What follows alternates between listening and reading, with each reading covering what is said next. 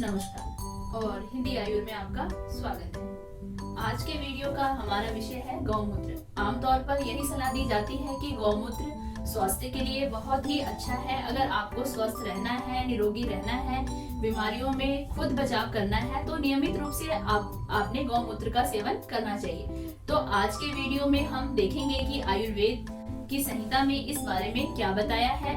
यहाँ पर गौमूत्र के बारे में हमें क्या क्या वर्णन मिलता है, गौमूत्र किसके लिए बहुत ही अच्छी औषधि है, इसके क्या क्या फायदे हैं, किन किन अवस्थाओं में हमने गौमूत्र का सेवन करना है और कितनी मात्रा में हमें इसका सेवन करना है, इसकी विधि क्या है और इसके साथ ही गौमूत्र का सेवन किसने नहीं करना है, यह किसके लिए नुकसान हो सकता है, आपने ये क्या सावधानियां लेनी है। तो इन सब के बारे में आज के वीडियो में हम देखेंगे। पूरी जानकारी पाने के लिए इस वीडियो को आखिरी तक पूरा देखें। अगर आपने हमारे चैनल को सब्सक्राइब नहीं किया है तो सब्सक्राइब जरूर कीजिए। आगे इसके बारे में हम आपसे चर्चा करते हैं। वाग्भट ऋषि ने आश्राम हृदय ग्रंथ के सूत्र स्थान के 5वें अध्याय में मूत्र वर्ग का वर्णन किया है। तो इसमें उन्होंने 8 प्रकार के मूत्र बताए हुए हैं। इसमें गाय का, बकरी का, भेड़ी का, महिषी का और इसके साथ ही घोड़ा, ऊंट, गधा, हाथी, इन सभी के मूत्र का वर्णन किया है। तो इसमें 4 प्रकार जो हैं वो पुरुष जातियों के प्राणियों का मूत्र वर्णन है और 4 स्त्री जातियों की प्राणियों का मूत्र का वर्णन है। इसमें भी उन्होंने बताया है कि जो गौमूत्र है या गाय का मूत्र है सबसे श्रेष्ठ है। वाग्भट ऋषि ने सभी प्रकार के मूत्र के गुण भी बताए हैं। वह कहते हैं कि सभी प्रकार के मूत्र हैं, यह पित्त को बढ़ाने वाले हैं, शरीर में रूखापन उत्पन्न करने वाले हैं। इसके साथ ही यह तीक्ष्ण और उष्ण है, यानी ये शरीर में गर्मी उत्पन्न करने वाले हैं। और जो गौमूत्र उसका जो रस बताया गया है वह कड़वा, तीखा और कसैला स्वाद का होता है। अब हम देखते हैं कि गौमूत्र का सेवन किसने नहीं करना है। तो देखते हैं जिनके शरीर में पित्त दोष ऑलरेडी बढ़ा हुआ है, इनके शरीर में पित्त ज्यादा है या फिर जिनको गर्मी से उत्पन्न होने वाली कोई भी बीमारी है, शरीर में बहुत ज्यादा गर्मी लगती है, उछलता है, तो उन्होंने इसका सेवन नहीं करना है क्योंकि यह पित्त को बढ़ाने वाला है। तो आपकी तकलीफ और भी ज्यादा बढ़ सकती है। इसके साथ ही जिनके शरीर में रक्तस्राव है, जो कि महिलाएं जिनको मासिक धर्म शुरू है, उन्होंने भी गौमूत्र का सेवन नहीं करना है और गर्भवती महिलाओं को भी इसका सेवन नहीं करना है।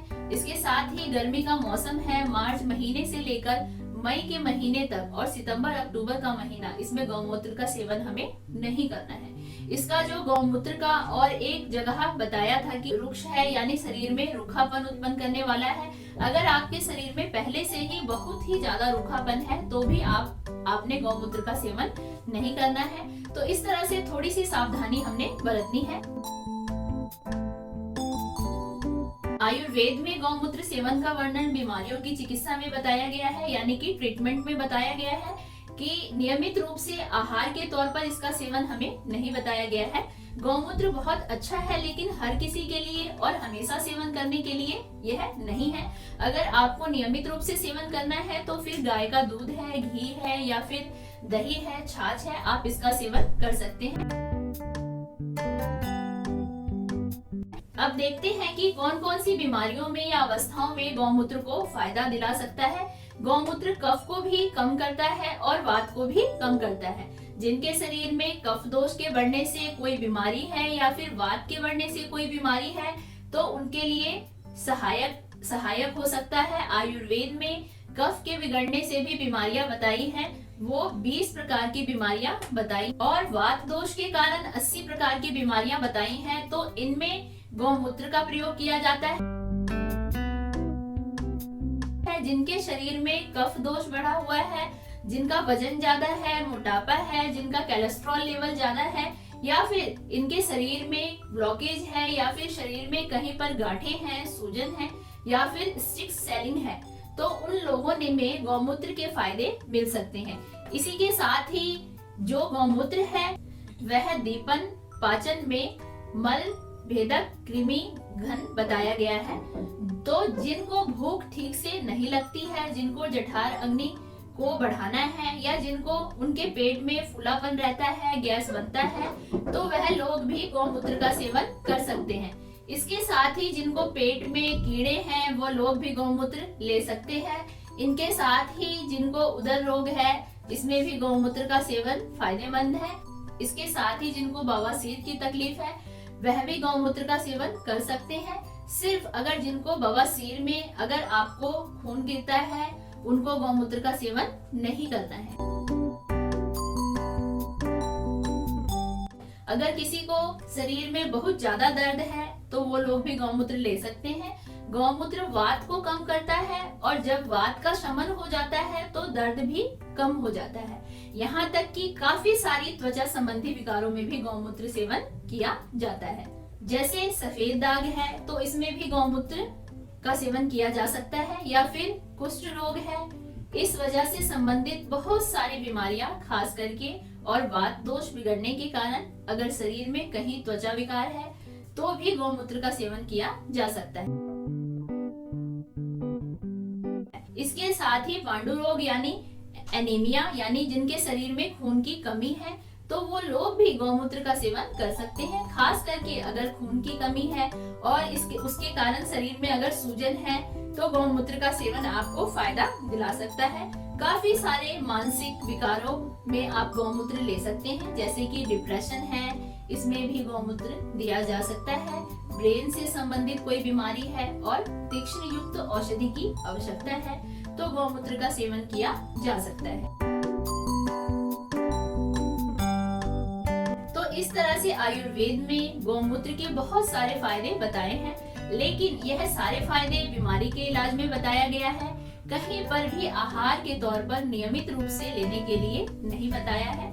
आयुर्वेद में कहीं भी यह नहीं बताया कि हमें गौमूत्र का सेवन नियमित तौर पर करना है। तो इस बात का हमें जरूर ध्यान रखना है। अगर आपको स्वस्थ रहने के लिए, हेल्दी रहने के लिए अगर कुछ लेना है या फिर कुछ चीजों का अमल करना है तो आयुर्वेद में दिनचर्या बताई, ऋतुचर्या बताई है, रसायन चिकित्सा बताई है। अगर आपको नियमित रूप से करना है तो आपको इससे मदद मिल सकती है।